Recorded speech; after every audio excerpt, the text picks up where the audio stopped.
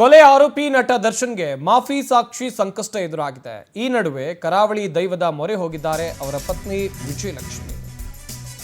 ಒಂದು ಕಡೆಯಲ್ಲಿ ಪ್ರದೋಷ್ ಮಾಫಿ ಸಾಕ್ಷಿಯಾಗೋಕೆ ರೆಡಿಯಾಗಿದ್ದಾರೆ, ಇತ್ತ ಕರಾವಳಿ ದೈವದ ಮೊರೆ ಹೋಗಿದ್ದಾರೆ ದರ್ಶನ್ ಪತ್ನಿ ವಿಜಯಲಕ್ಷ್ಮಿ.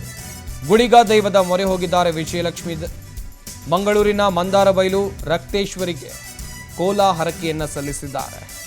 ಗುಳಿಗ ಸನ್ನಿಧಿಯಲ್ಲಿ ಗುಳಿಗ ಸೇವೆಯನ್ನ ಮಾಡಿದ್ದಾರೆ ವಿಜಯಲಕ್ಷ್ಮಿ. ಹಾಗೆಯೇ ತುಳುನಾಡಿನ ಶಕ್ತಿಶಾಲಿ ದೈವ ಗುಳಿಗ ದೈವದ ಮೊರೆ ಹೋಗಿರೋದು ವಿಜಯಲಕ್ಷ್ಮಿ ಅವರು. ಕೋಲ ಮಾಡಿಸಿರುವಂಥ ದೃಶ್ಯಗಳನ್ನು ನೀವಿಲ್ಲಿ ಗಮನಿಸ್ತಾ ಇರಬಹುದು. ಇದು ಮಂಗಳೂರಿನಲ್ಲಿರುವಂಥ ಮಂದಾರಬೈಲು ರಕ್ತೇಶ್ವರಿ ಸನ್ನಿಧಾನ.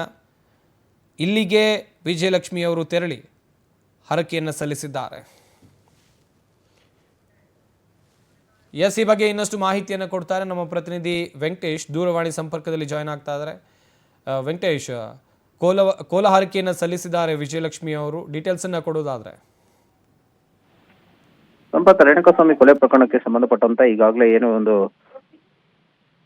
ಕಾನ್ಫರೆನ್ಸ್ ಕಾಲ್ನಲ್ಲಿದ್ದಂತ ಆರೋಪಿಗಳಿಗೆ ಸಾಕ್ಷಿಗಳಿಗೆ ಬೆದರಿಕೆ ಹಾಕಿದಂತ ಪ್ರಕರಣ ಸಂಬಂಧಪಟ್ಟಂತೆ ಏನು ಕಾಮಾಕ್ಷಿಪಾಳ್ಯ ಪೊಲೀಸರು ಪ್ರಕರಣವನ್ನು ದಾಖಲಿಸಿಕೊಂಡು ಆರೋಪಿಗಳನ್ನ ಬಂಧಿಸಿ ವಿಚಾರಣೆಯನ್ನ ಮಾಡಿದ್ರು. ಇದರಲ್ಲಿ ಪ್ರಭಾವ ಮಹಿಳೆಯವರು ಕೂಡ ಅದರಲ್ಲಿ ಇರುವಂತಹದ್ದು ಕೂಡ ಗೊತ್ತಾಗಿರುವಂತದ್ದು. ಸದ್ಯ ಇಬ್ಬರು ಆರೋಪಿಗಳು ಗೌರವ್ ಮತ್ತು ಕಿರಣ್ ಏನಿದಾನ, ಈತನ ಜೊತೆ ಕಾನ್ಫರೆನ್ಸ್ ಕಾಲ್ನಿದ್ದಂತಹ ಮತ್ತೋರ್ವ ಇಬ್ಬರು ವ್ಯಕ್ತಿಗಳು ಏನನ್ನೋದು ಕೂಡ FSL ವರದಿಯಿಂದ ಗೊತ್ತಾಗಿರುವಂತದ್ದು. ಸದ್ಯ ಪೊಲೀಸರು ಕೂಡ ಅವರಿಗೆ ನೋಟಿಸ್ ಕೊಡೋದಕ್ಕೆ ಮುಂದಾಗ್ತಾ ಇರುವಂತದ್ದು. ಆದ್ರೆ ಇಬ್ಬರು ಈಗ ವಿದೇಶದಲ್ಲಿ ತಲೆಮರೆಸಿಕೊಂಡಿರೋದ್ರಿಂದಾಗಿ ಅವರು ಸಿಕ್ಕ ನಂತರ ಈ ಪ್ರಕರಣಕ್ಕೆ ಮತ್ತಷ್ಟು ಟ್ವಿಸ್ಟ್ ಕೂಡ ಸಿಗಲಿರುವಂತದ್ದು. ಯಾಕಂದ್ರೆ ಈ ಪ್ರಭಾವಿ ಮಹಿಳೆ ಈ ಒಂದು ಕಾನ್ಫರೆನ್ಸ್ ಕಾಲ್ನಲ್ಲಿ ಸಾಕ್ಷಿಗಳಿಗೆ ಬೆದರಿಕೆ ಹಾಕಿಸೋದಕ್ಕೆ ಮುಂದಾಗಿದ್ರ ಅನ್ನುವಂತಹ ಅನುಮಾನ ಕೂಡ ಇದೆ.